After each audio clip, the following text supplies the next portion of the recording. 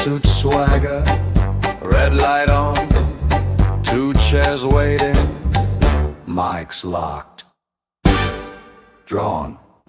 Jake cracks a joke, Cody stirs the flame, secret files open, call out every name. Wrong questions asked, right on the line, laughing in the shadows, hunting down the sign. It's the unapologetic and completely random portrait. Hey! Pull the mask off every rumor from the past on UTR Pod. We're crossing every line, talking all the things they say should stay inside. Unapologetic and completely random. Watch us die. Jake and Cody on the case. Going into somewhere. Into somewhere. Who's your pick? Say the name. Chat on fire. Fuel the flame. Hey, Final Four. Hold your breath. Don't blink. That bell rings. We say what we think. Jake's laughing through the let down. Cody's cracking one more joke. Chat's asking, is it worth it? Or are we watching mirrors and smoke? But we'll be live every weekend till the card feels brand new. 'Cause if they won't build it bigger, we'll build the hype right here with you. Yeah!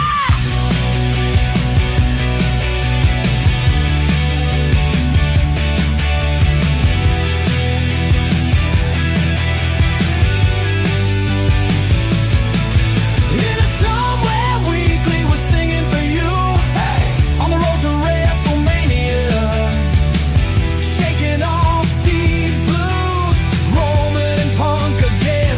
We've paid those dues. You don't need Cody's clues to know we've got the WrestleMania blues. In the Somewhere Weekly, yeah, till they change the view. You don't need Cody's clues to know we've got the road to WrestleMania blues. Road to WrestleMania blues. Into somewhere we dive through tables, breaking down the night, frame by frame, unstable. Into How the hell are we, Chad? the ropes might tear, but we're laughing through the carnage. Yeah, we got the pyro going off. It's your home skillet, Jake, a.k.a. Countdown Ended, coming to you live. Better late than never. How we doing? Into somewhere Rocking the chat. we dive Hi on a through Saturday. That's right, I'm saying hello. Hopefully you're all doing well. Got a new sponsor as well. We'll get to that shortly, but missed you guys last night. I'm a terrible host and an even worse person. I last remember breaking down the walls of the school and setting it on. No, I just couldn't make it. My body betrayed me, but the mind is here. Forget the spirit. I'm ready to go. And SmackDown was indeed a damn decent episode. Wasn't terrible, wasn't great, but it had entertaining moments. But it definitely gave us this stuff to talk about and a lot to build towards for next week.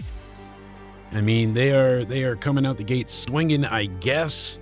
Next week will be the go home for the Chamber. I'm excited for that.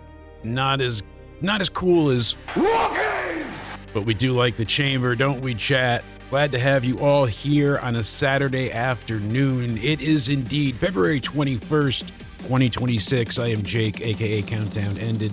Coming to you alone. I will eventually venture into the Discord and say hi to a few people, but until that point in time, we had Cody on special assignment still, and he's getting there. He's trying to go ahead and find his way to an interview. That's what we want to hear. And we know health comes first, but it should for Jeremy as well. We need him to get well soon. And in order to do that, I need you guys to go ahead and do me an amazing favor, please, and check out our new sponsor. Check this out. Fanciness. Ooh, that's right. We're talking about Bay Mountain Ag. They are your number one spot for THC-free premium CBD for mind and body wellness. And they craft, when I say high quality, I have, the tolerance of a rhinoceros, and these things are fantastic. So for our viewers, you can go ahead and check out their shop. And for their top 9 products that they sell, you can go ahead and use code BANANA for 15% off. You can go ahead and get yourself quite the deal there. So for anything over $50, you get yourself 15% off. And then as it says, anything over $100, order ships free to the 48 lower United States. So that includes what? Nebraska and Idaho? Those are the 2?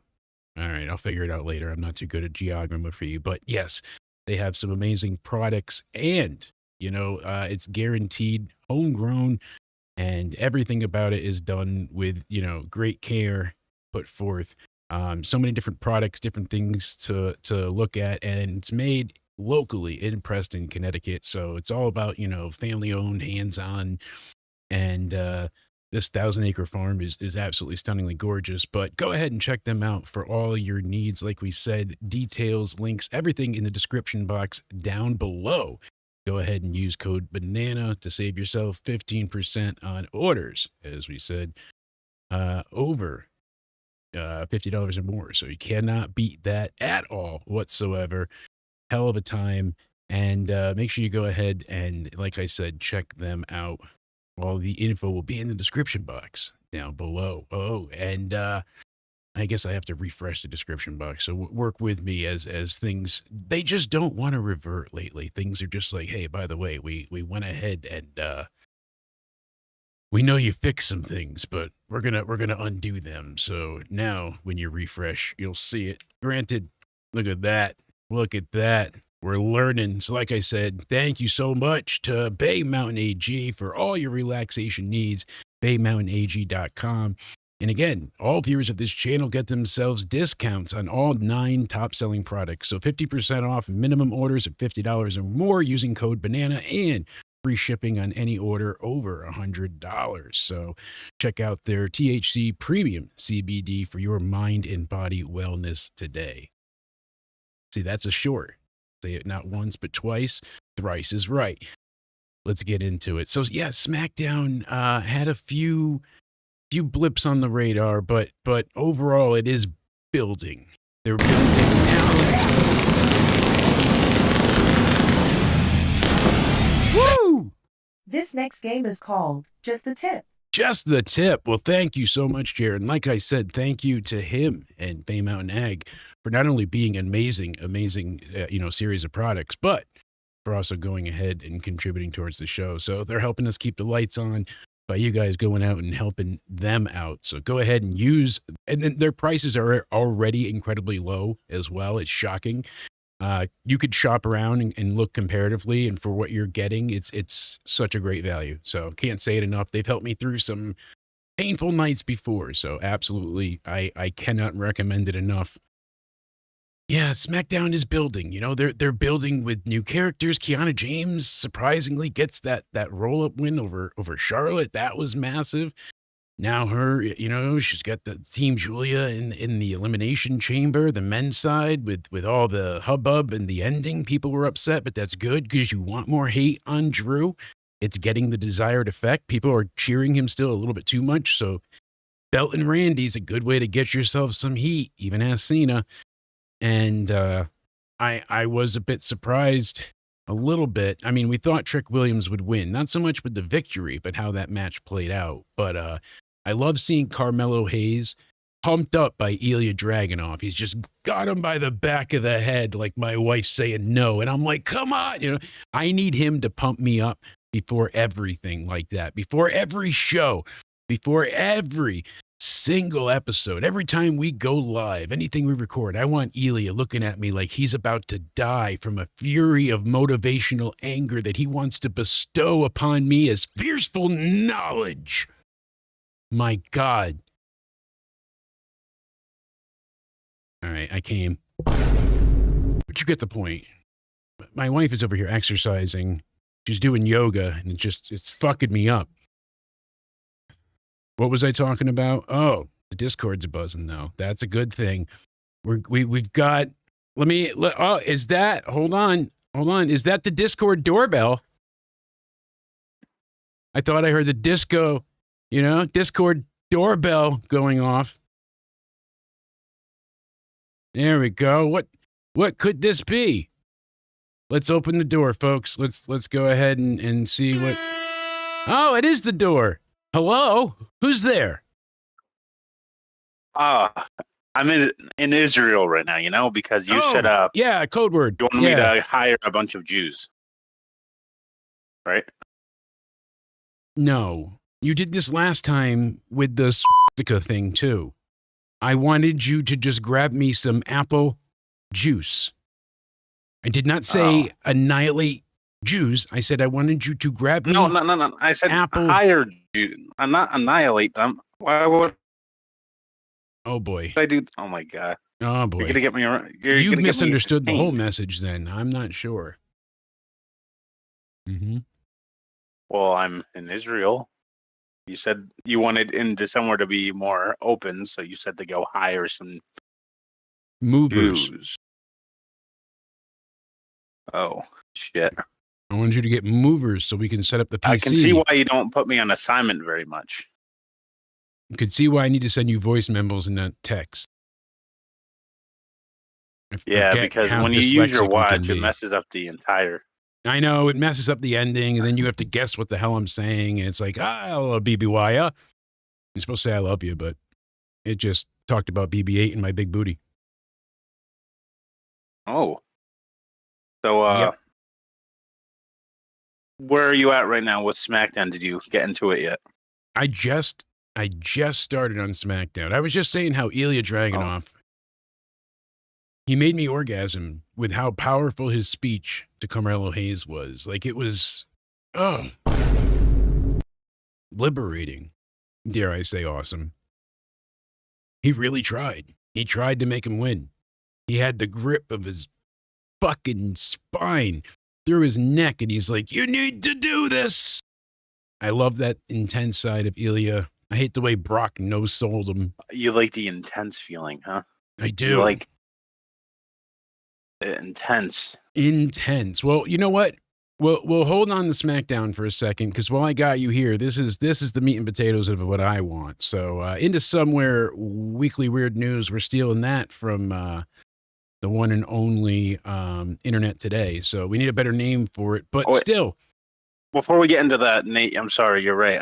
I was supposed to get an interview. Yes. Well, while you were there as well, you were supposed to. Yeah, I really thought you said hire Jews. No. Entire thing of juice is probably, well, maybe that's what it said, but I wanted you to get me an entire thing of juice, like, the apple juice.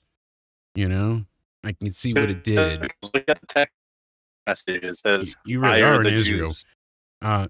So it must have meant entire bottle of juice, but it didn't come through in my watch right. But I thought you would understand it. Okay, I thought you would get it. Still, I mean, we're looking at ourselves maybe here. Maybe Dolan's gonna. Let's get into it. You ready? Are you ready? The people have seen enough of the stream health. They're ready to go. They know what the stream looks like. All right. Vince McMahon smashes his car at 100 miles per hour before calling himself a fucking fool in an outburst, not realizing his sports car goes that fast. So we're going to kill the audio because that's what they don't like from us, but we're going to do this in sections. So this is Vince's car right here in front of us. It's already doing 90 something. In a second, you're going to see him pull into this lane, and then there's a car in front of him. He doesn't realize, and he smashes right into the back of him by not slowing down in time. So he's moving up. He's flying. At fastest, he was doing 115. And then in a second, you'll see as we approach here, he goes ahead, makes it a little bit further up, and then that car slows down. They're not going super fast like he is. He sees it too late, slams on the brakes, right? But you're no way you're stopping in time. So now he starts to swerve, but he does it way too late. Look at all the time he had to get over. So he shouldn't be driving anyways, but check this out. Clips the back of that car. So he fucks up his bumper. All the shit is on the road from his car now. I mean, it is a mess. That car is incapacitated, can't be driven. Then you got Vince's shit. He puts on the hazards come on automatically because the airbags went off, and it actually takes your car and parks it on the side of the road for you. So that's what engaged on this smart sports car. But eventually the police get there and they check on Vince and they ask him, do you need any help? And he's like, God damn it, I don't need an ambulance. They're like, why were you going 115? And he's like, this fucking car, it's too fast. He looks like a drunken Vince cosplayer, like he's wearing a Vince mask and he's pissed drunk, but he's not drunk. He's just senioritis. He's 80. This happened in July, I believe, of last year, but the footage is now FAIO operated, whatever it is, FOA. Yeah, this happened on the day of Hogan's death. FOIA, right? Yeah, FOIA, Future of Information Act, FOIA. God. Regardless, you see the airbag goes off there. Yes, because that's when we found out about this. So you can see all the debris all over the road. He talks to the detective. The detective says, why are you going that fast? And he's like, it's just, I don't remember that car went that fast. Did he get arrested? Yes, he's in the back of the car now. He went to court for it. So the ex-boss 80 appeared dazed and confused. I'm sure he hit his head into the airbag too. He had to have. The car pulls itself over and parks. That's the damage done to his car after it slammed into that lady. The other lady's car is destroyed as well in the back. That's when he gets put in the back, but they don't handcuff him. You see the debris all over the road, but just ridiculous. Like the fact that he didn't go to jail, he wasn't going to have any issues with this because of the money. Money, will always manage to make you walk. And it's just, it sucks, and that's one of the other things that I wanted to bring up as well is, where is it here? Right here.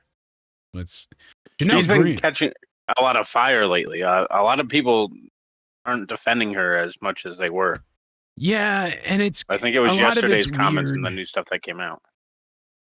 So she says she requested she make joint statements. They wanted her to say that the relationship with McMahon was consensual, but the degree of which it wasn't because of what he did to her and the level of control that he had. Yeah. So I think I see both people because a lot of people after this stuff came out turned on her because everyone was defending her. Now everyone's she never came out either. The Wall Street Journal, you have to remember, outed her, Cody. That's a thing you have to consider too. She didn't. She said on June 15, 2022, someone else's story, and I was globally outed by the Wall Street Journal.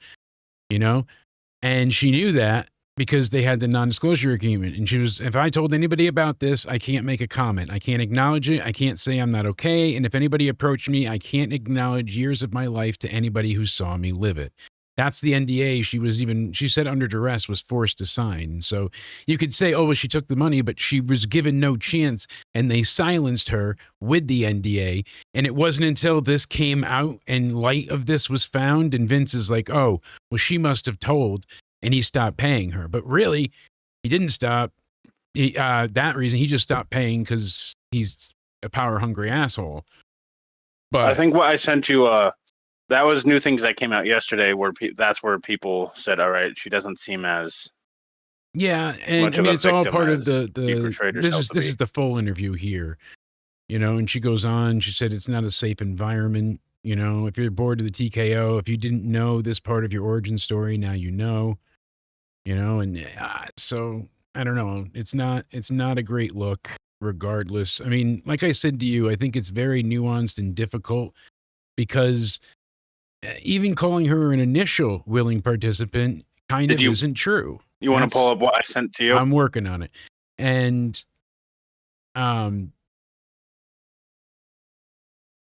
she manages to that's where this is what got people not to defend her as much. Yeah, which I think they're looking into one piece of a very large and confusing puzzle.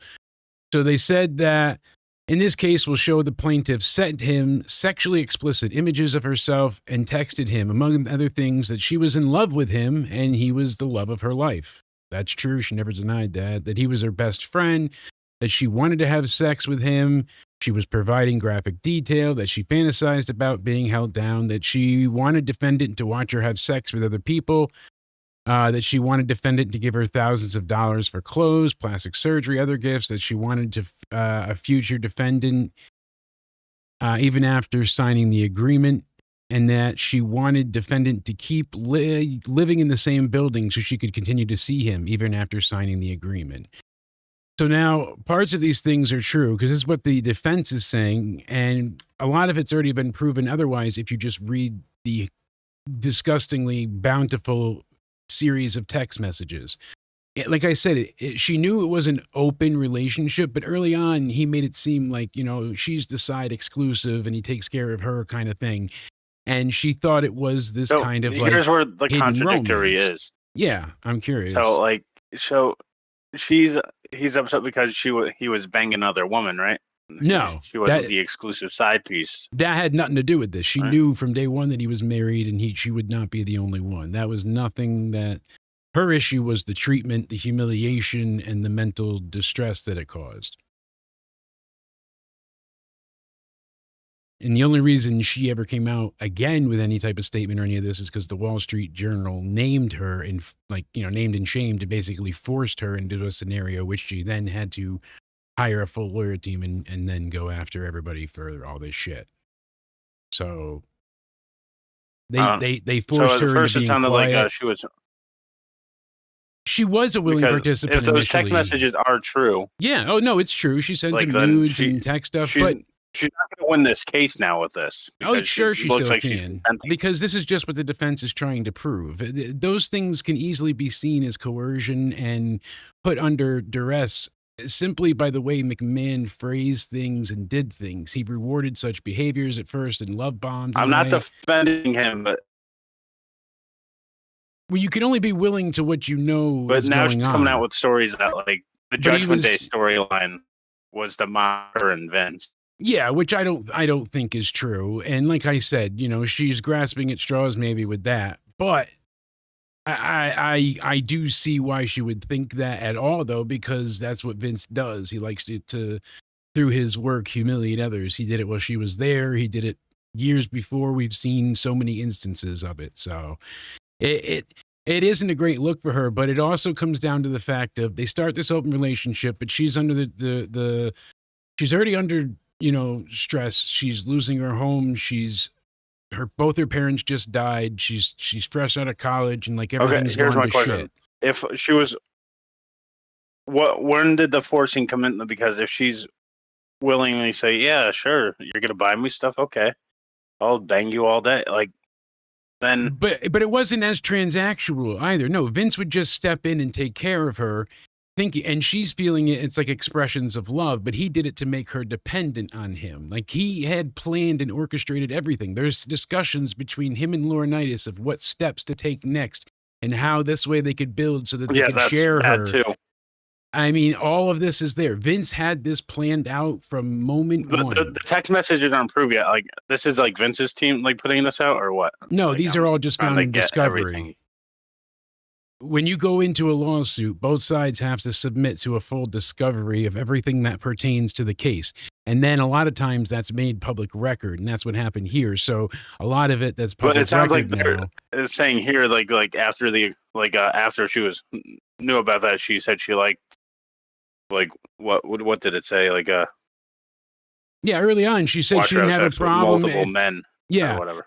She was doing things she thought would please him because these were the things he was asking for. And he was basically smart enough to try and get it in writing, knowing that he needed that in case anything ever went south and the bitch tried to get him. These are the direct quotes. Like he did every step of this with a calculated thing. Like I said, I'm not saying she's innocent. She made decisions along the way, but they weren't always fully informed. He was sneaking meds to her, that's what forcing her to only see certain doctors. I mean, there was a lot of shit, even literal, on her head. I mean, there was. It's bad. Like, guys, don't stick around. I'm not defending Vince. No, I know defending Vince, but I'm not. defending. I feel bad for her, yeah, because like billionaires are fucking scummy. They can money will talk, and they like tricks your brain. See, it like, doesn't it fucks with you. Doesn't matter that Vince is a millionaire. It matters in this case that he has money, not that he's a billionaire, but that he has had money, because not only did it equate to power, but it was a way to silence other people. Like, she knew, how do I come out and prove any of this if half of the people I would use as witnesses, Vince owns them or can own them? You understand? Like, he knew who to do things in front of. Laurinaitis at that time was not going to cross him. People, certain producers, certain, Kevin Dunn, things of that nature were not going to go against Vince. Not in that way, and especially without all the perks they were getting, Bruce Pritchard. So what I'm saying is, her being rich, and that's the thing. Like, I'm not saying she's innocent entirely, but she was. That's why it's just confusing me, because it looks. You get why I'm confused a little bit, right? Because yes, but I get why you're conflicted. But it started out where she thought she was doing things to keep Vince happy that he wanted, and along the way he would reward those things. He wouldn't be like directly like, oh, let's go buy this, or he would just buy her stuff or pay off bills or give her a car. Then next thing you know, he makes a position so she can work for WWE. So now he has her in-house, so she's always around. And it starts where he installs a personal room and shower and all this shit. And then it becomes an office, share fest. It rapidly developed into too much. And at that time, she marks it out clearly how he had too much power. People have come out before and said, Vince raped me, Vince assaulted me, Vince hurt me. And never have they been anything but called liars, or have they been ostracized by the media, and it gets hidden. She said, so I thought I would never, ever, ever have a chance to come out to, one, be believed, because like I said, I have no witnesses. I have no one that will help me, no one that will stand with me, because they have the chance to lose everything, as where I am already at rock bottom.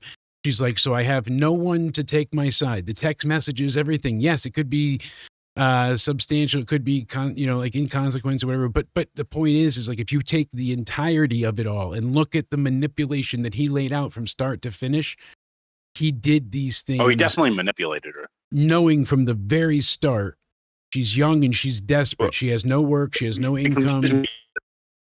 And he likes that dependency. That's why I tried to text you about it last night. Yeah. Because I'm like, where did this come from? Because I was trying to ask you, like, why is everyone hating Janelle Grant now? Because last night it just all shifted. Everyone's like, wait, what the fuck? She's lying or something?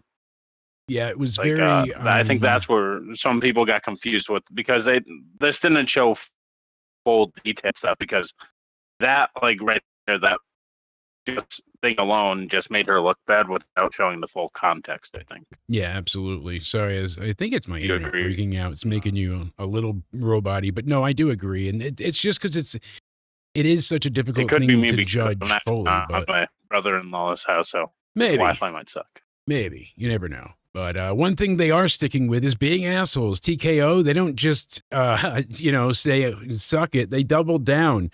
So now they have a blackout in place for the chamber as well. So if you're in Chicago, no watch along for you. You cannot have any watch along parties in the Chicago area. They are now blocked by WWE's blackout rules. And if you do not follow suit, not only do you get a fine, first off, but then you lose your agreement with them. So you also lose the UFC. And that's a huge blow to them. For a lot of these places, that's their bread and butter. So WWE dialing up to 11, Brock Lesnar, he will be there for Mania. So they're basically building towards him and Oba Femi. This Monday will start, I guess. The Beast will take part in the Monday episode of Raw in Atlanta. Oba Femi will be there, supposedly showing which brand he's signing for, and that's when Brock is going to interrupt him and go after him. So we'll see. It's interesting, though.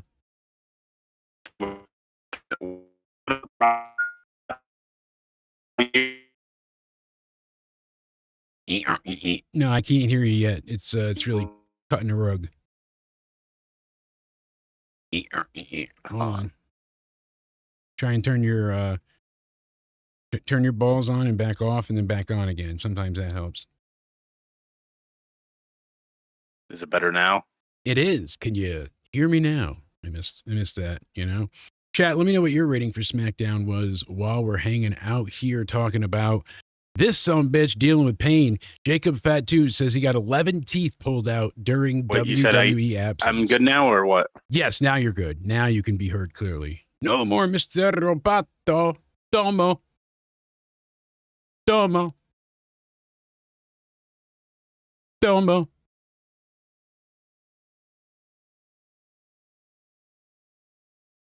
Mr. Roboto. No, you're good. Yeah, Jacob lost 11 teeth. So what happened was in October when he was out, he said I was supposed to get 12. I got 11 teeth pulled out in the back, and he was like, I was home. I remember my Uncle Rikishi saying, when you're home and something, you've been out of sight, out of mind, the phone's going to stop ringing. That phone stopped ringing, it was like nothing with my family or anything. But once you've seen it with my family, you get calls, need this, need that. So basically he was saying how, yeah, it sucked. And that's a lot to go through with once, because what people don't realize, it's not one or two teeth. So when you do it that many at once, whatever the reason might be, you end up, basically with bone splinters that come out, abscesses, things don't always heal evenly.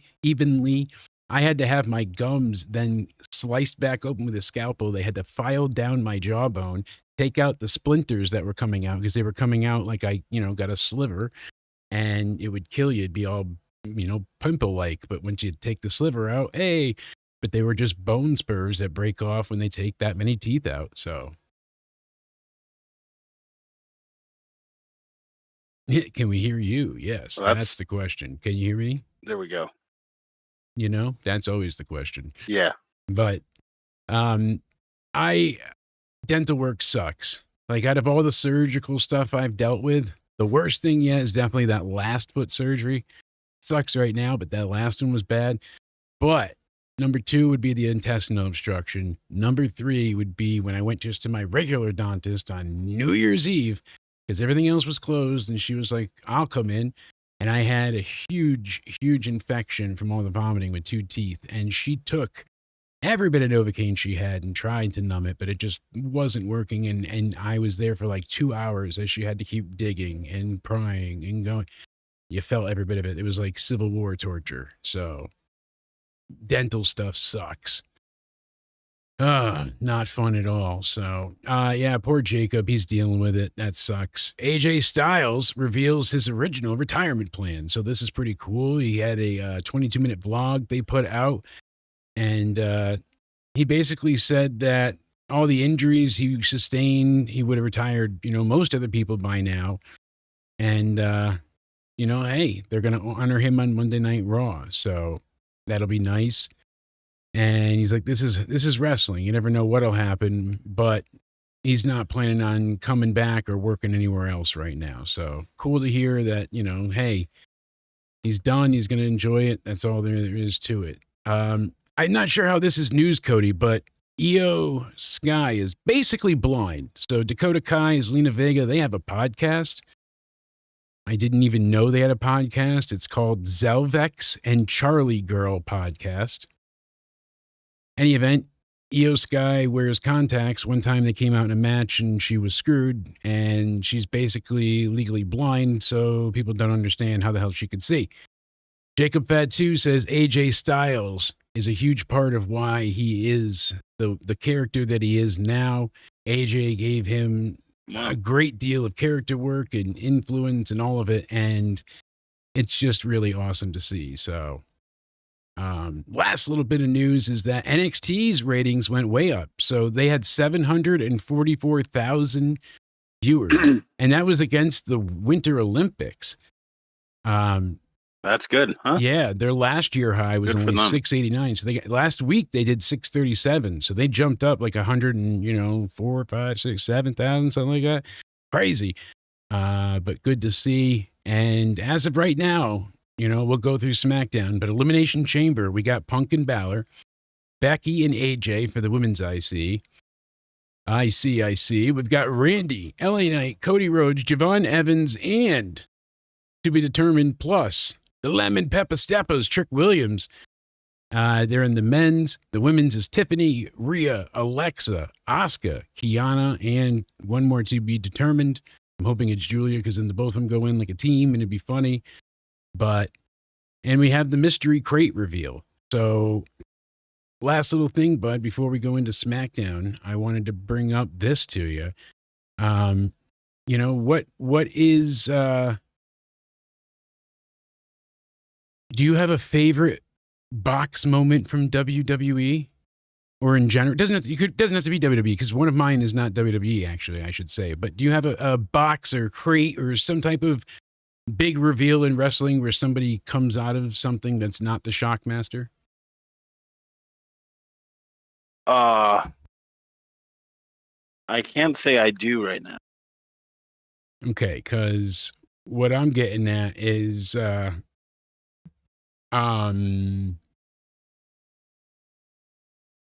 yeah, I know I can't decide which one of these two is my favorite. Originally, I said that number 2 was, but number 1 is great for so many reasons. So, Memphis Wrestling. We didn't know for a long time what a deal this was and how impactful it was, but they would get the cops called on them often because people would think the product is as real as it could get. And when people see this one, they often hear about it or they roll their eyes, but they don't understand. Not only did Jerry Lawler go ahead and steal copyright all the time, but he did it in a way where you weren't seeing X, you were seeing somebody zany enough to do such a thing, if that makes sense. I'll explain it more in a minute. But so during this day, they're supposed to have the big reveal of, what's in the box. And instead, that's not quite what happened in the best way. So they managed to go ahead and they start the show. Then the cops show up with the bomb team. And they go, hey, guys, guess what? We have to clear everybody out of the studio right now. There's a bomb threat on your studio in a box. In a box. What's in the box? What's in the box? We don't know. And he's like, I assure you it's not in the box. That's a prop for the show, but there might be another box here. So they clear everybody out but 3 people. Well, 4 technically. I think the cameraman eventually left and they just left it as a steady shot. I have it a little bit cropped in zoom. But in any event, they leave Jerry Lawler, who's going to do the reveal of the box. And then, of course, everybody's on commentary, whatnot. And I believe it was the other cameraman, but still. And whoever's in the box. So now you hear the box groaning and grunting early on. And he kept saying, Dr. Frank. And he does a quick reveal finally. So the police clear the building and they're starting to let people back in. And he's been doing like a live 20-minute promo about how great the contents of this box is. Not showing people yet because he's waiting for the audience to come back in. But they're live now. So you either do it or what? Play an old tape? You got to do something. So Lawler stayed out there and basically risked his life like an idiot. But it worked out. And here we go, the reveal of Dr. Frank. I was Dr. Look Frank. at that. See that? And he Jared lifts was his head a also little in bit and he slams the box closed. And he's, that's my monster. And he never called him Frankenstein. He just said Dr. Frank. And people are like, oh, yeah, at the time he revealed Frankenstein. No. It was a almost 7-foot tall man that believed in his warped sense of reality that he was Frankenstein. I mean, Dr. Frank, to be fair. Come on. Pretty fucking ingenious, right? Get away with copyright. Anybody that says, oh, that's stupid, it's fake. And he's like, of course it's fake. He's a fucking crazy guy. You think Frankenstein's real? No. But he thinks he's Frankenstein, and that's just as dangerous because he's 7 foot tall and he's hungry for blood. And that's the kind of attitude they had. So it worked great. So seeing Dr. Frank, I remember watching the tape of this as a kid. I was Dr. Frank. Like, just a magic moment. Lawler's shit-eating grin. Jerry was also in Dr. Frank reveal. But even though as amazing as that one is, I still think back to my childhood. And I had watched a few tapes early on of like the battle with Jerry Lawler in an empty arena match and a few others. So I knew Terry Funk and I was a I was a funkster, a little funkster. I like Terry Funk a lot because my step grandfather, as I explained before, Dick House, because we were going to Dick's house, Richard. We went ahead and had a splendid old time. I do concur.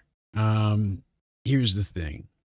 I saw this live, not in person, but on TV, and freaked out, like not like in a scared way, but as soon as I said the name, because I remember him mentioning it and as like an off thing, just an incredible like whole little thing. But the reveal of Chainsaw Charlie coming out of the box, Alien.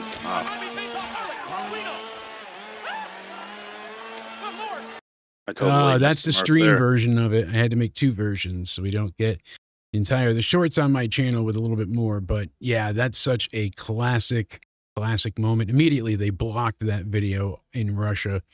What are you gonna do? Thanks, YouTube. Regardless, I don't know. I think they're gonna flub this box reveal. I really feel like it's gonna be a problem. What do you think it's gonna be? I think it might be Danhausen. Oh, I think it's gonna be something silly or funny. But not too ridiculous.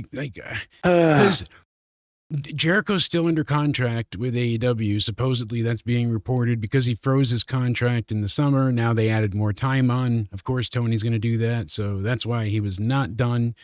But has anyone even said for sure WWE wants Jericho? Is or just the fans thinking that's where he's going? Like, it could be like Karrion Kross. We could want this. They probably want it. I mean, they can make a lot of money off this podcast. They'll probably be. Why am I slowly becoming They'll probably the join the James Fanatics Mark? family with Impulsive. I am too. Hold on, Paul. Thank you so Destiny's much. podcast, Cody Rhodes podcast. I don't know if you can hear the donations or not. Should be able to, but No, regardless, let me go ahead and switch that back out. Thank you, Paul. Yeah, he said, why am I slowly becoming a Kiana bolt-on James Mark? And that's because, goddamn, is she excellent? She just needs a chance to shine. They gave her some of that moment. Oh, okay, that's better. They gave her some of that gimmick, and I was like, what the fuck? Why can't we do this more often? I'm glad she won. I'm glad she gets to be in the chamber. I hope she's not pure cannon fodder in there, but could be worse. Sorry for talking over your donation, Paul. Like, What did you have me on? I didn't even see it pop up either. Like, I don't know. I think Discord just fucked itself because I had to restart it already, but it doesn't like me, you know.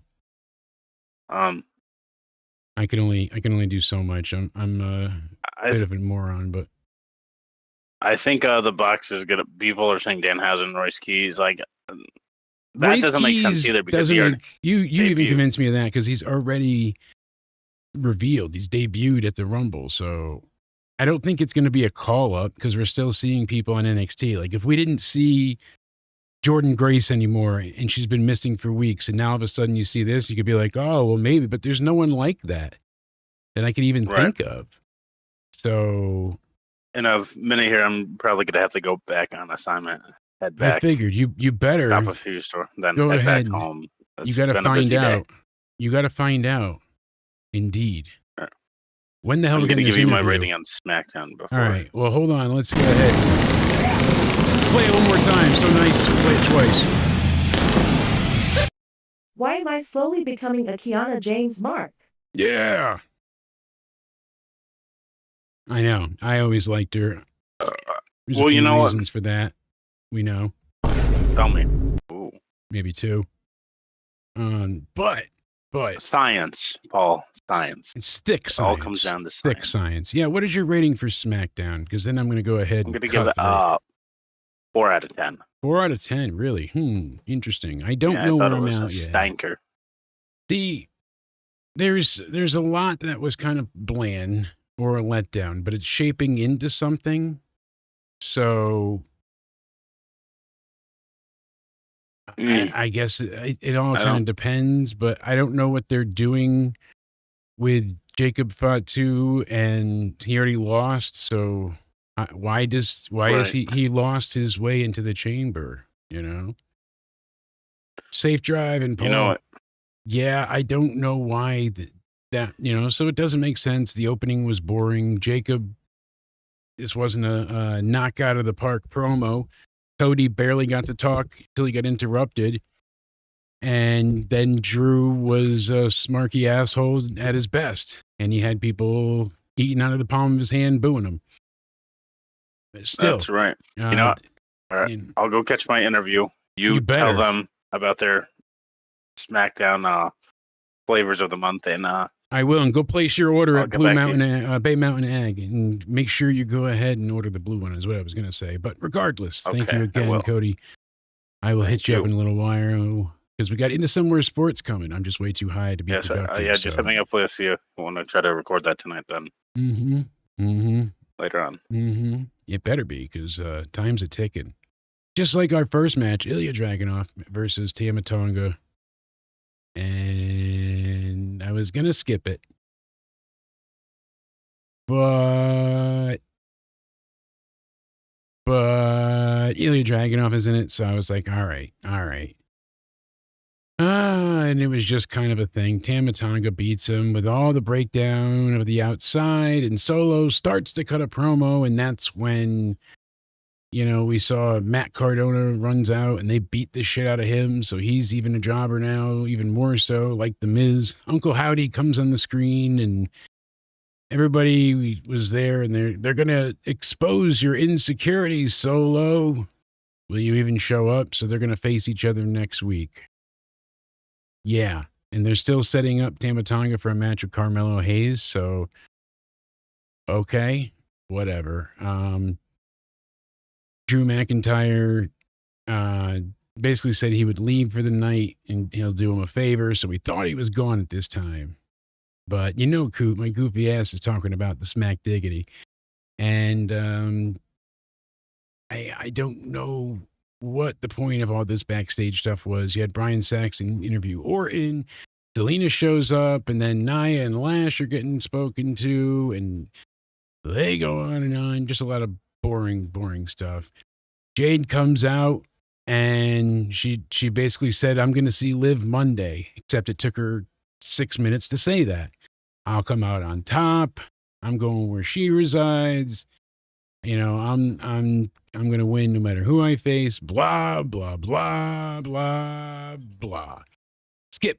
We head into Charlotte Flair coming out to interrupt the exit of the champ.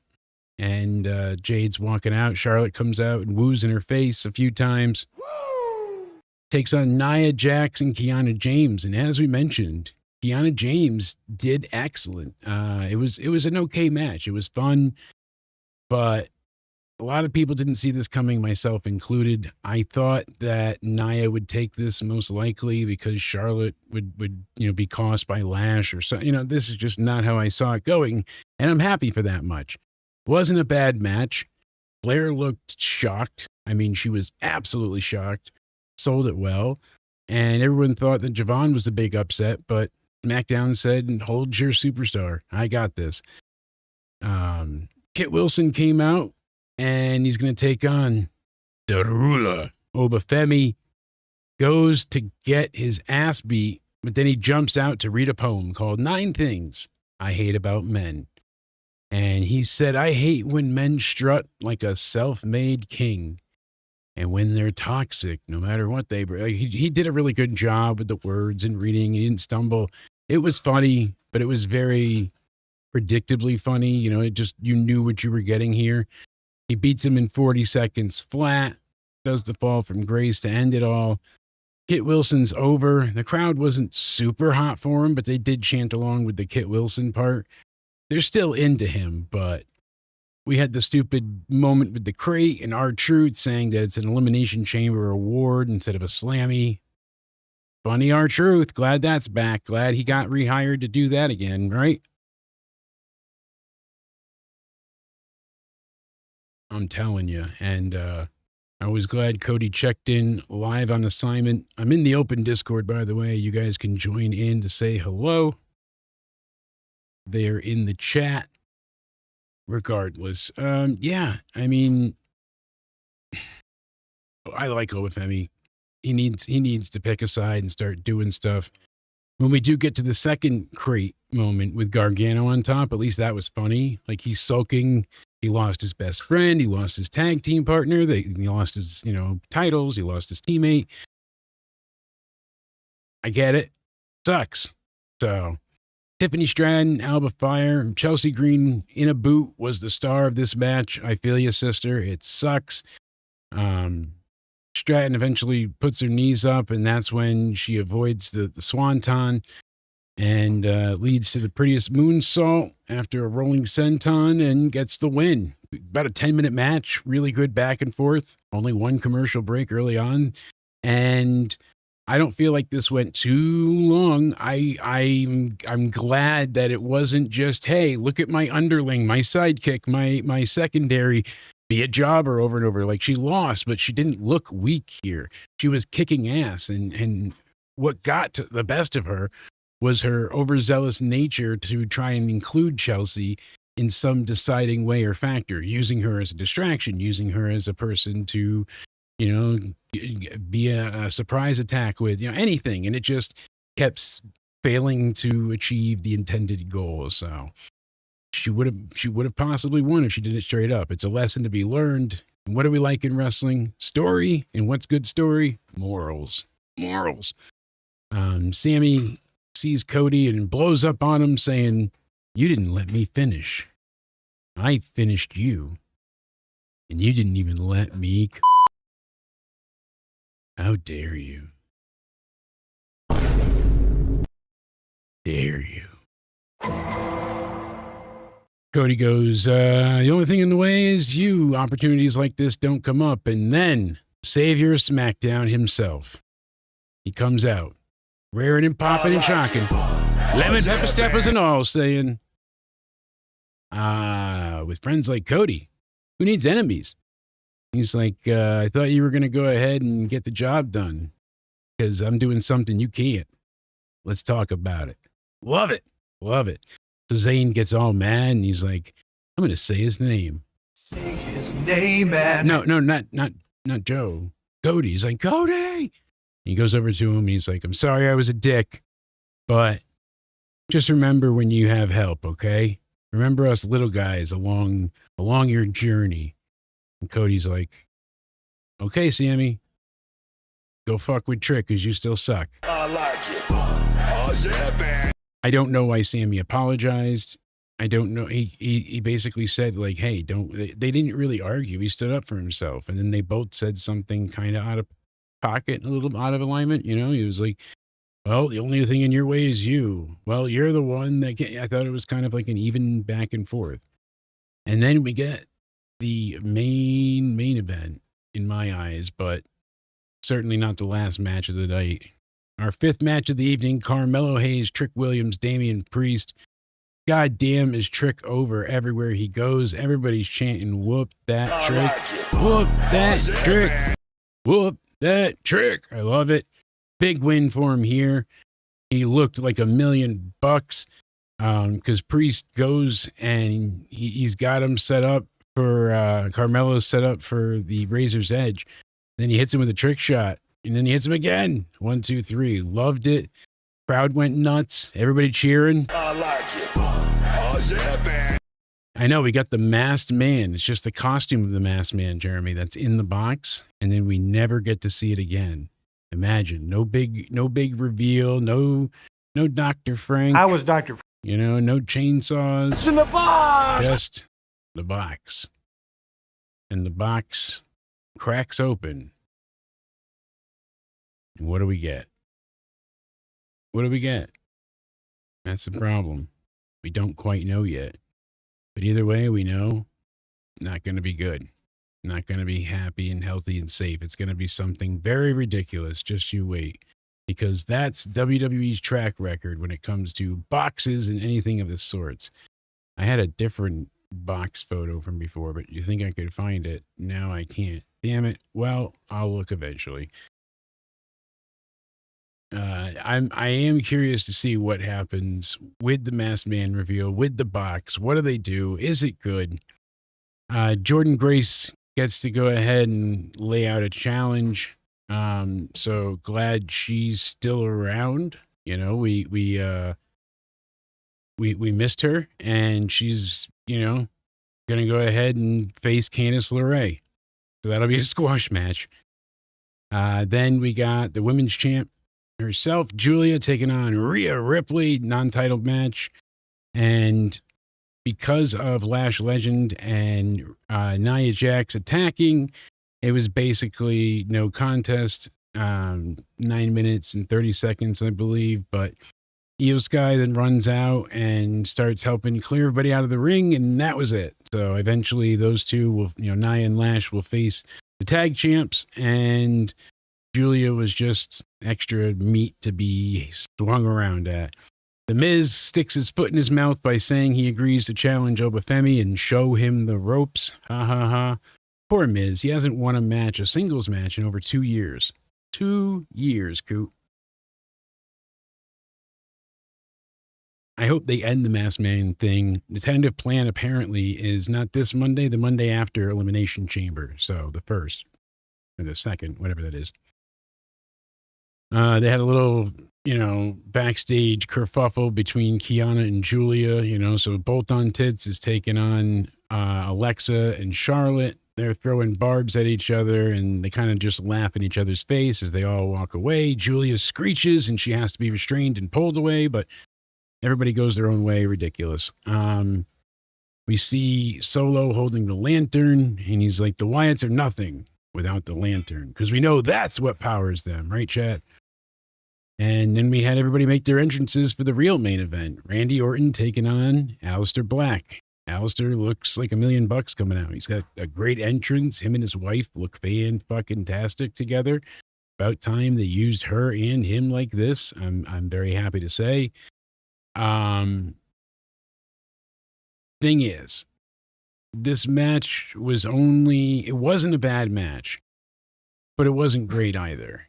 It had a few moments, the draping DDT, but they were trying to sell like, oh, Orton's not as intense as he used to be. He gets asked, where's the punt kick? Where's the, what's going to bring that out of you? What do we have to do to get you to be that type of beast, that type of animal? What can you do that we get you back to the way you were when you were the legend killer? And I'm like, ooh, damn, that's what they're getting at, but they're not selling it as much. Drew just attacks Randy, pisses everybody off. Cody tries to chase him away, and that's it. So Aleister Black gets the win and beats Randy. It should be a big deal. Doesn't feel like it. Cody comes down. He's the real center of attention. It's not Aleister Black. It's not Randy Orton. It's Cody. And that's part of the Cody problem. They said the Jericho vortex. Cody has his own, where if you get sucked into his orbit at times, unfortunately, you lose sight of yourself because the focal point becomes Cody Rhodes. And obsolete, if only. 7 matches tonight. Most, were around or over the 10-minute mark. Really, the only quick one that I recall we actually got was Oba Femi and Kit Wilson, but at least that was funny. Everything else was at least or around 10 plus minutes. The women's triple threat, the men's triple threat. They even had Ilya Dragunov and Tama Tonga for 9:40 in the beginning. So I would probably give this SmackDown maybe a 5.5. Even, I don't want to say 6. 6 feels a little too high. 5.5 sounds too low, if that makes sense.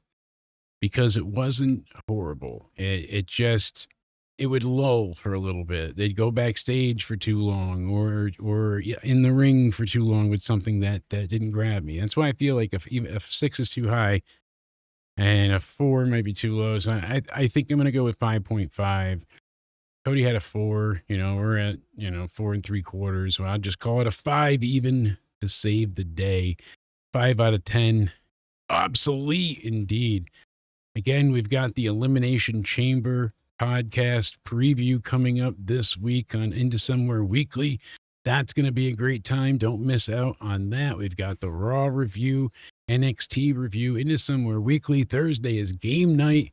Going to be adding some other non-Jackbox games in this week too. We want to play Family Feud and a few other things that'll be good with the audience.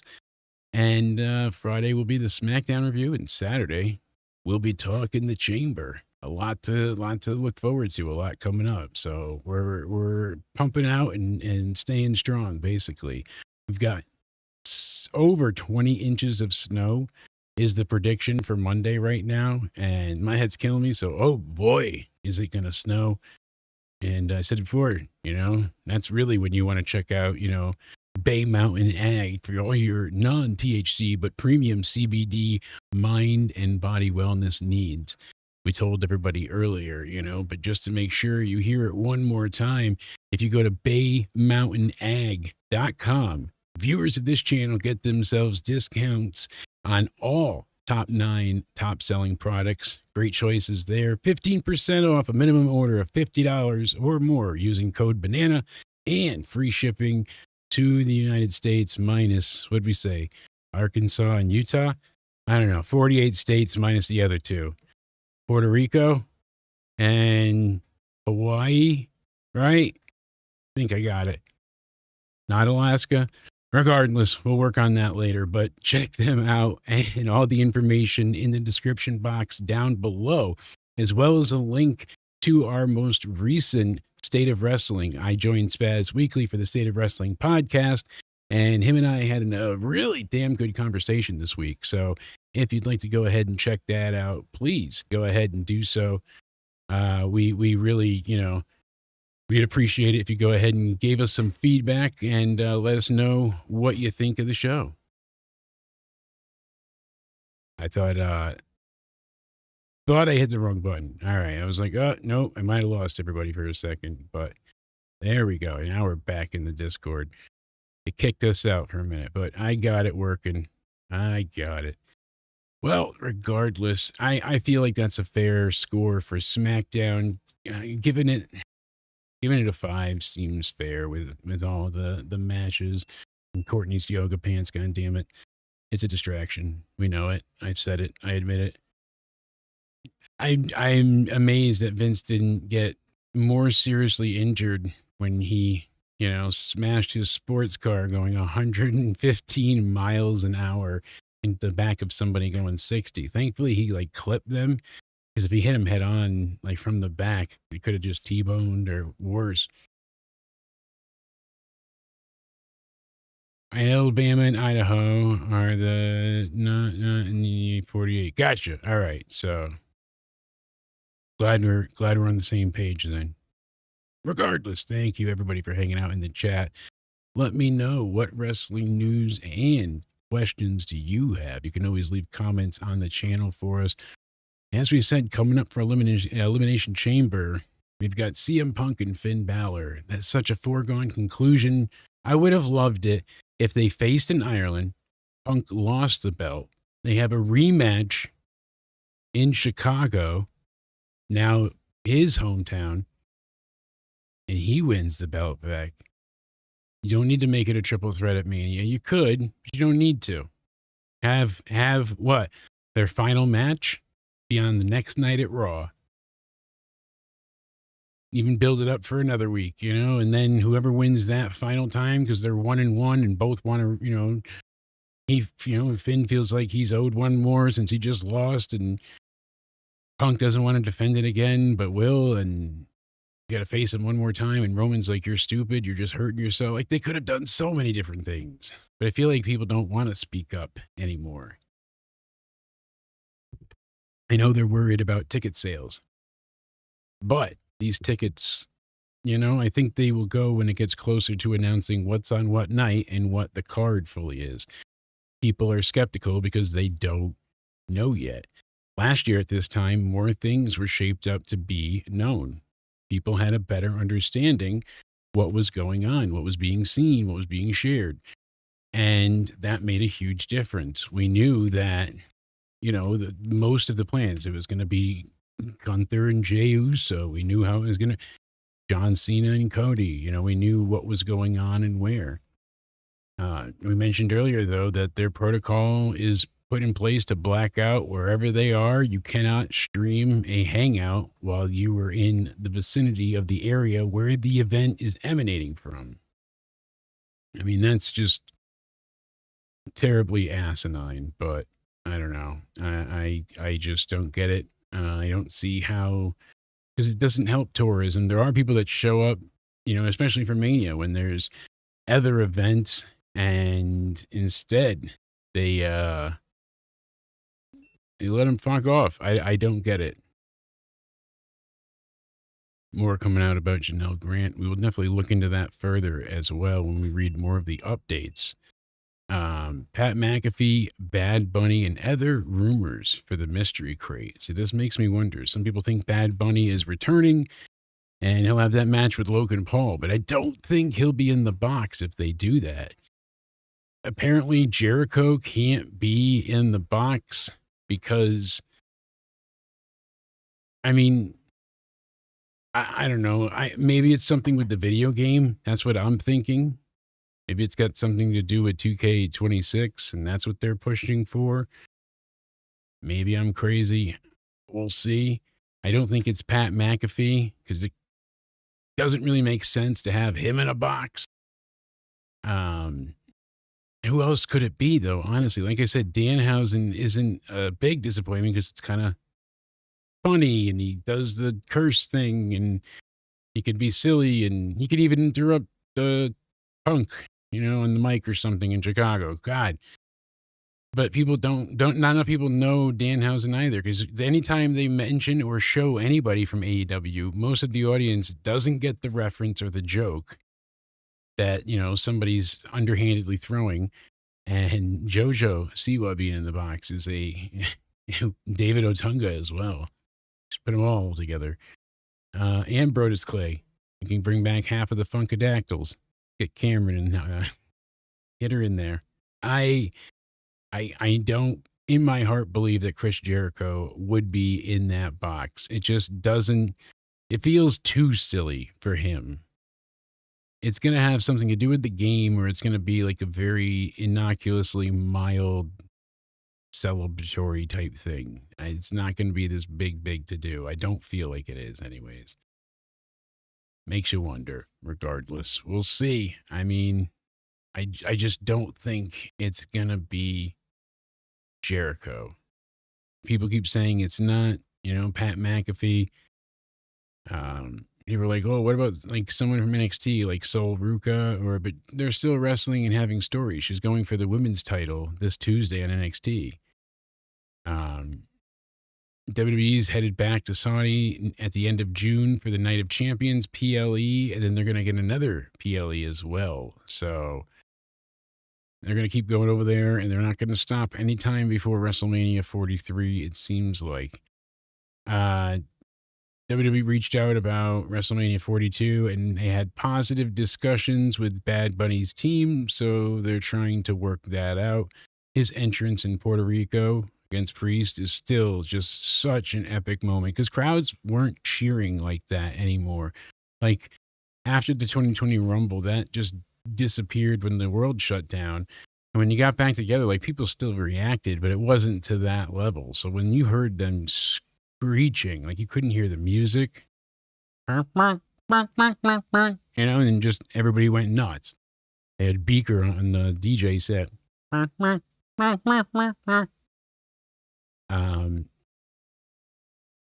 I don't think the ticket sales thing is really as bad as they're making it out to be. I think that's also just kind of a buzz thing as well. Like, it maybe not as good, but I don't think it's as drastic as they're making it sound. I think they're trying to make fans feel like, oh, we need to buy in, not only help the company, but we know now it's going to be this, and this.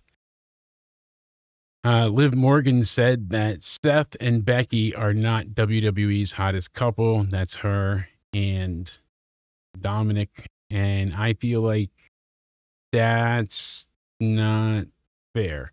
She's like, oh, we're better. We're still better. We're the greatest couple in the history of WWE.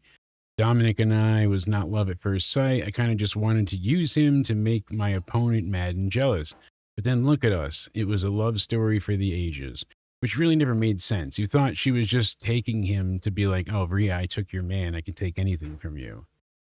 I don't know why she ever cried. Remember, she cried that time because they were insulting her. It's like, wait, why would this make you sad that he said no? You don't really want him, do you? And we figured out she did, and we're like, oh boy. We still don't know who she's going to face at Mania, but Jade will be in the building on Raw, so that is interesting. At least we've got that happening. And WWE did sign a new female referee to SmackDown. So when Cody told him to go ahead and hire people for SmackDown, I don't think that's what he meant. But Victoria DeErico, she was on NXT. She said that newcomer referee is so cool, and somebody went ahead and replied saying, hey, this is her. So that's pretty cool that happened. But, and they, like I said for the intro too, they cut some good lines against each other. It just still wasn't great. It wasn't stuff we haven't heard before between Drew and Cody. We've seen them just done to death. And I mean, absolute death. What more is there to see with those two? I genuinely wonder. I'm not trying to be, just dismissive of it, but it's just, I don't know. It's kind of concerning. And they're feeling like they're just skipping over the chamber this year. Like, it's not that big of a deal. We already know what the main event of Mania is, so let's just get to the rest of it. As were last year, the chamber decided the night 2 main event. Like it was one of the bigger deals. Almost felt bigger than the Royal Rumble, right? I mean, Jay gets the title shot, but he wasn't on the main event of either night. Never mind, even he was like, what? Didn't he open night 1 or close to it?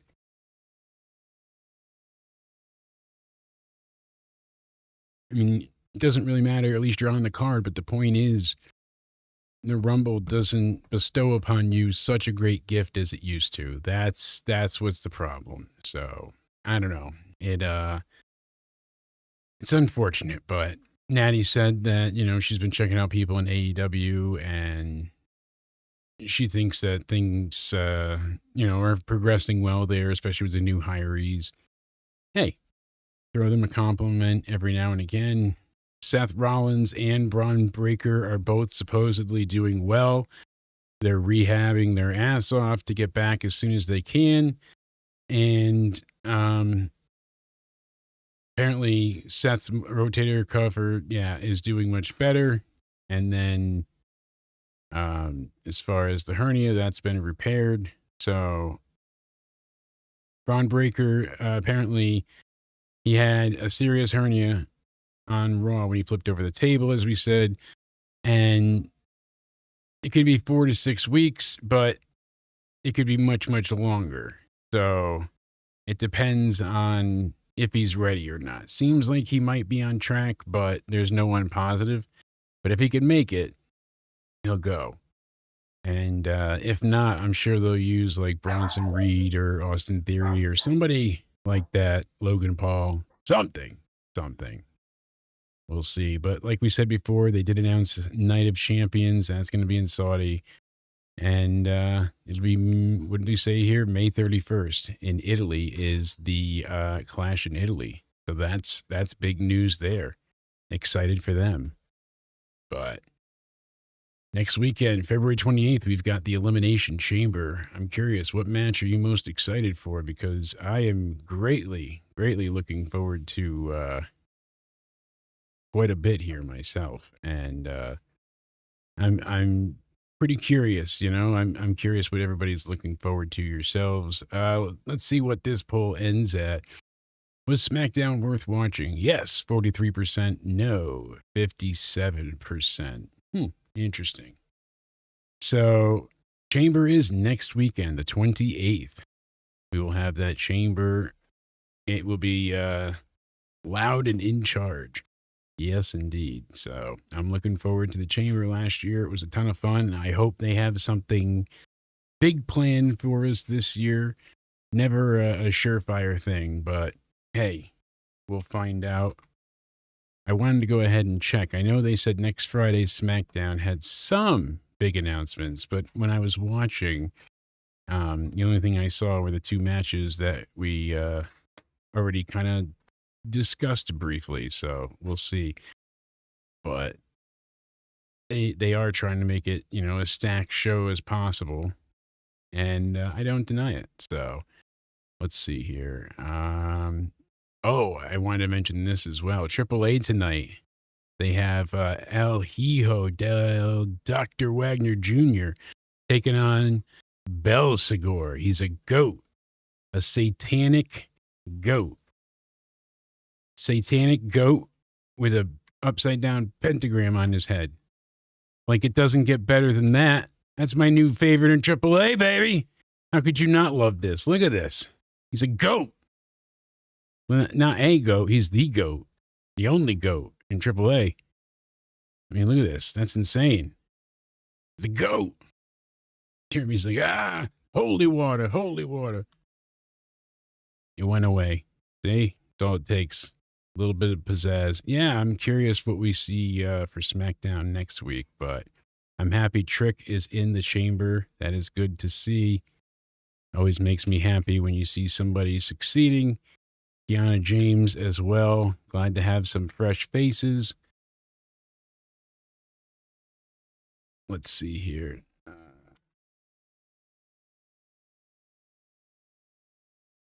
SmackDown preview. There we go. Maybe they'll have it up. Sometimes they have like, hey, this is what's getting added, but I don't see it. Regardless, next week is just a few matches that we mentioned will be awesome. Supposedly sure. By Monday, we'll have all the participants down and we'll know exactly who's shaped up to be in the chamber and how they're doing. Let's see here. I was looking through to see if there was any more news updates. Yeah, go ahead and check out our shorts as well. We went ahead and threw up our favorite WWE crate reveal. So you're definitely going to go ahead and check that out. Overall, we gave SmackDown a 5. And hey, there's time and a place for everything, but this was just not it for me entirely. Some of it was entertaining, but other times it just felt like, hey, we need to just skip through this. So hopefully the go-home shows next week get a lot better because, I mean, this was not great. Left a lot to be desired. The wrestling was better than what they had on Raw, but that's not exactly singing their praises either. So we'll see. I mean, we'll find out Monday who finishes out inside the chamber, who's going to go ahead and try and punch their ticket, head into WrestleMania, and we'll definitely see what comes of that. Here we go. Next week, we've got Uncle Howdy taking on Solo Sikoa. Everybody's going nuts for that one. Then we've got the Women's Tag Team Championship. Sky Rhea Ripley and Io Sky taking on the Irresistible Forces, Lash and Nia.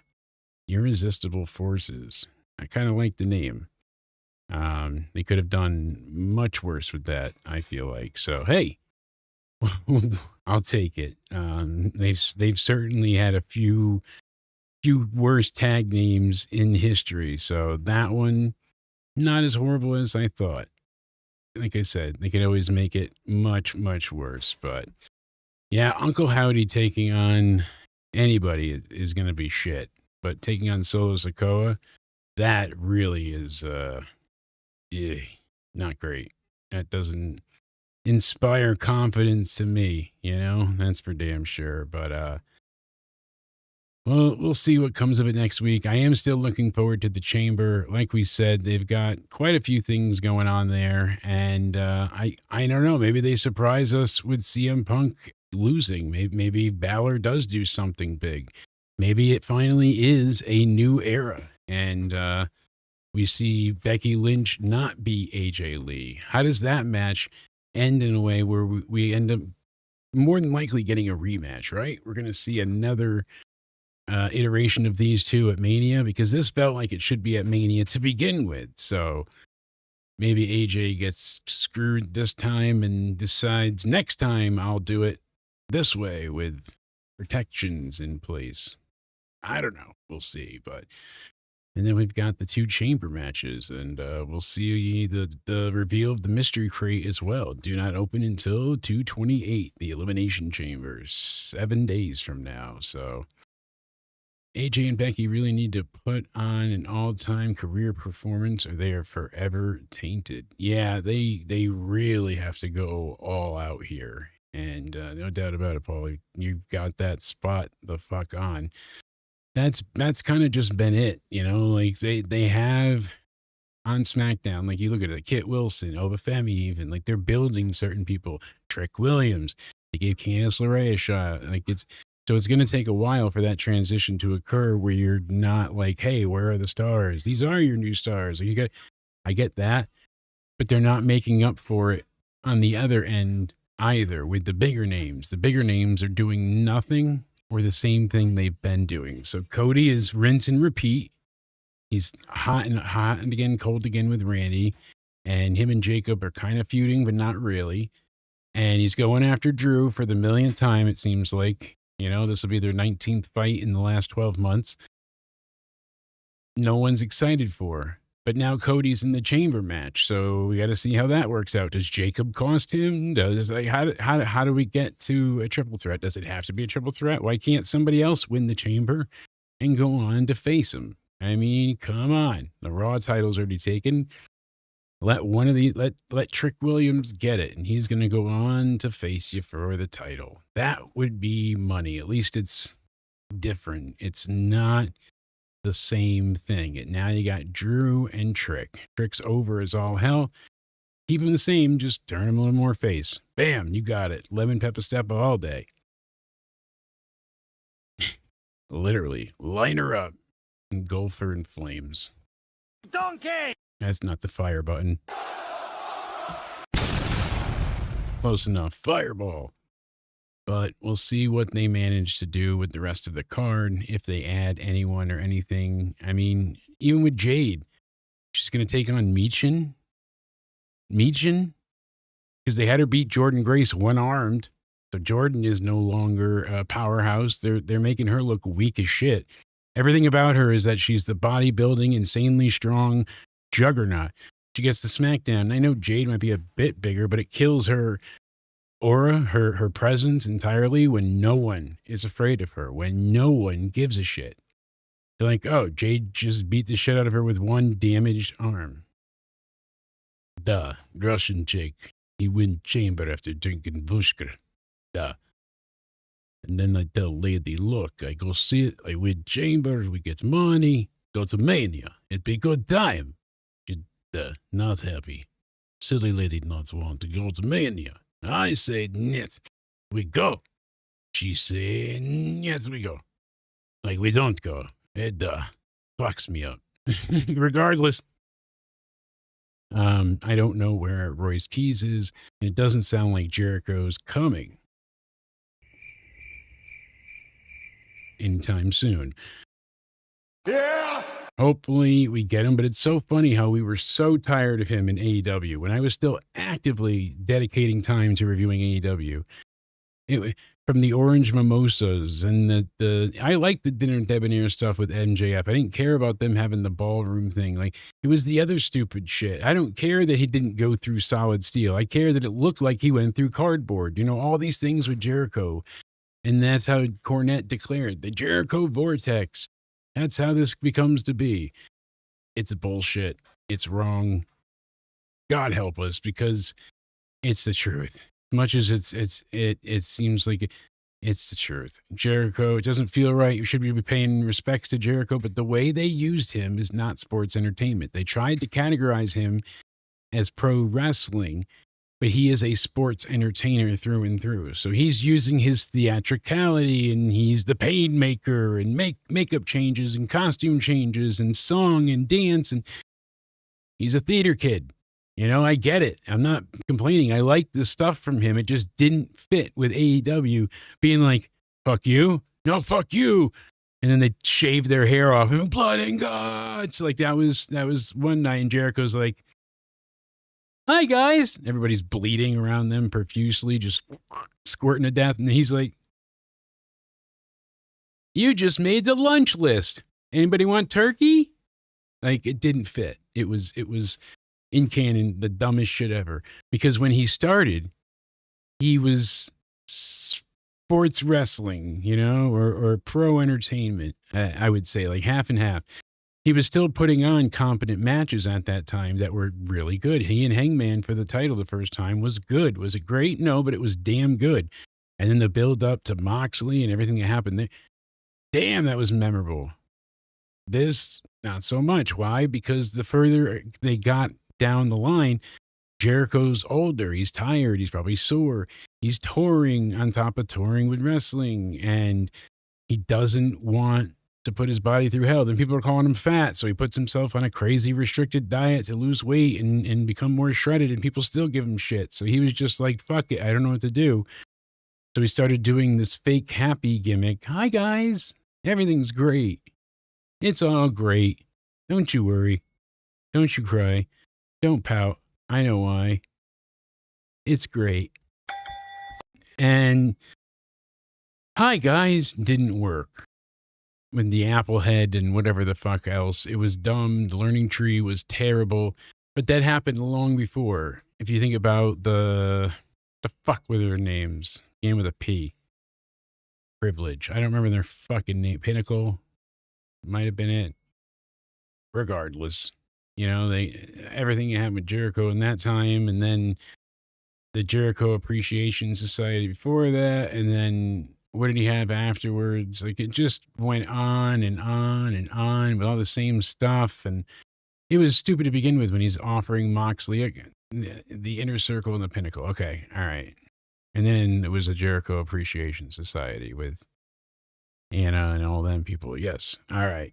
So, yeah, like he wanted to try and add elements of the entertainment variety into it, and the fans were like, not only is this suck and it's boring, but your matches aren't rocking the boat either. So he was just getting trolled and booed.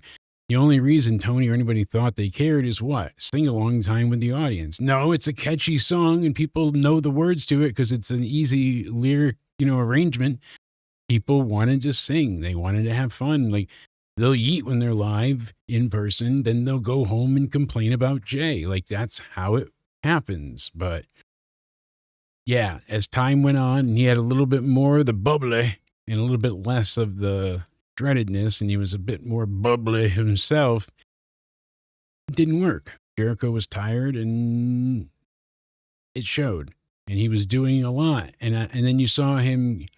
He didn't take a pay cut, but I wonder if he like devalued himself being the ROH champion, but that wasn't a great move. I know they were trying to legitimize the title, but instead it felt like, oh, I have nothing to do up here and I can't get involved with the Death Riders and other shit. So just, I'll go down here and take your biggest title and then treat it like I've had bigger. So it was never a good fit. The audience rejected it. They didn't feel like he was part of the honor club they had built with the handshakes and everything. And I get it. They worked hard to keep that, restored and make it matter. But Tony Khan bought Ring of Honor, not AEW. That's the difference here. Not Warner Brothers and whoever else. It's Tony Khan. Did he do that because he was afraid AEW could get taken away by Warner Media? Like, things are starting to ask more questions and give us answers, but they're placing us all in the same direction. So Cody's on super special assignment. He's going to see if he can head to actually Stanford and go to WWHQ and wait inside the parking garage till somebody shows up and then ask them for an interview. I even gave him a microphone, but I ran out of the clips, the lavalier clips. So I went ahead and I taped it to a very dull, but it's a big knife. I just taped it to the end of it. I didn't have anything else. Well, I'm going to give him a fork. So now he has, I thought it'd be a cool prop if he has this knife and he has him talking to the knife. So I told him, I'm like, get the mic out and then just run at them as fast as they can saying, do you want to do an interview? And make sure you get right up in their face so they answer. And hopefully we'll have good success with it. I think he's got a shot with this one, depending on who he asks. I mean, you might get knocked the fuck out, but that's the price you pay, baby. Let me talk to you. Yeah. That's right. If it goes bad, Nate said he would bail him out anyways. Apparently, Cody said, but I don't know if that's true. That might just be his backup plan. You never know for sure with Cody, but hopefully he has bail money because we don't got that here. Yeah, I couldn't give him a fork. See, you'd bail him out, Nate. Look at that. What a great guy. Going to be about $62,000 to bail him out, by the way, because apparently storming WWE headquarters is not only considered private property and he's trespassed, but doing so in a threatening manner makes it a felony. I was like, what's threatening? And they're like, he charged at people with a knife. And I'm like, it's a microphone. So it's old not to go back there, but he's going to do just parking garage. Parking garage. Don't go inside the building. Parking garage today. He's still got the knife, but we'll figure out the microphone thing last time. I mean, even Maven had trouble with it. He lost the interview with Al Snow. You know, so even the big guys with nice production have a hard time at times. Live audio's hard. See? I fuck up all the time. SmackDown giving it 5 out of 10. The Elimination Chamber lineup seems good.